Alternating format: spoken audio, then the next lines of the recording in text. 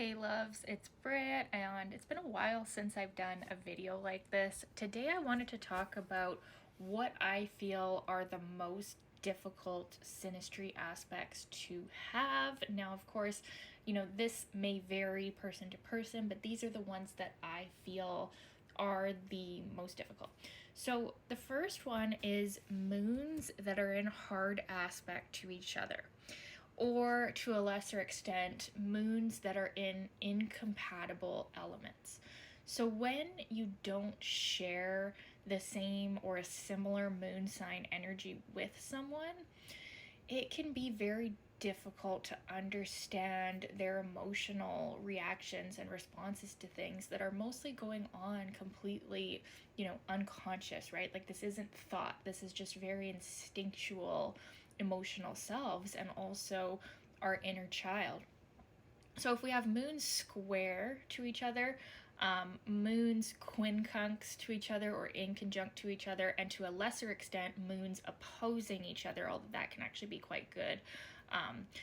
So that one isn't quite as bad, but the square and the quincunx, and then just having them in different elements, it's like you have to really have amazing synastry otherwise, like I'm talking like 10 out of 10, to be able to make that work, because there is a big difficulty in understanding each other emotionally. And also there's a tendency, at least I've seen, for one or both of your inner childs or inner children, I guess, to be very hurt by the other person. And this is also like without them meaning to hurt you at all.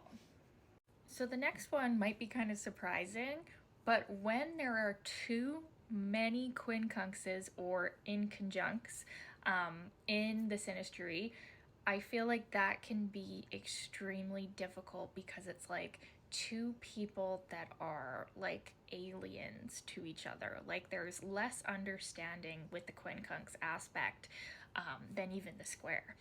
When there's a couple, it's like kind of sexy and intriguing, and can actually show, we're attracted because we're different, and it can be a very, very good thing.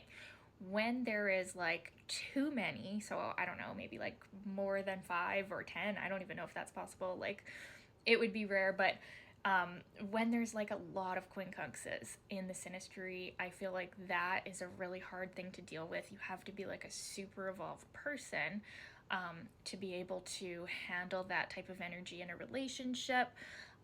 And it can really feel like the person that you're talking to just doesn't get it, no matter how hard you try to explain. But also with the quincunx, there is even more of a tendency to repress what you are really thinking and feeling.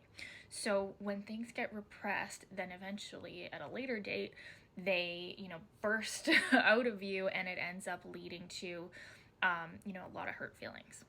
So next, when one person's planet is receiving only harsh aspects from the other's chart, this can be very difficult, and the person can feel very unseen and not heard in the energy of that planet.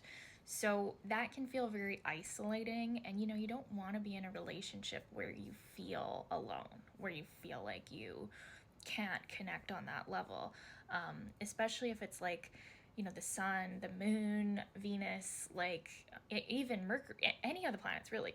If your planet is receiving only harsh aspects to the other's chart, that is an issue, and that just does not feel good. And I don't like to see that at all.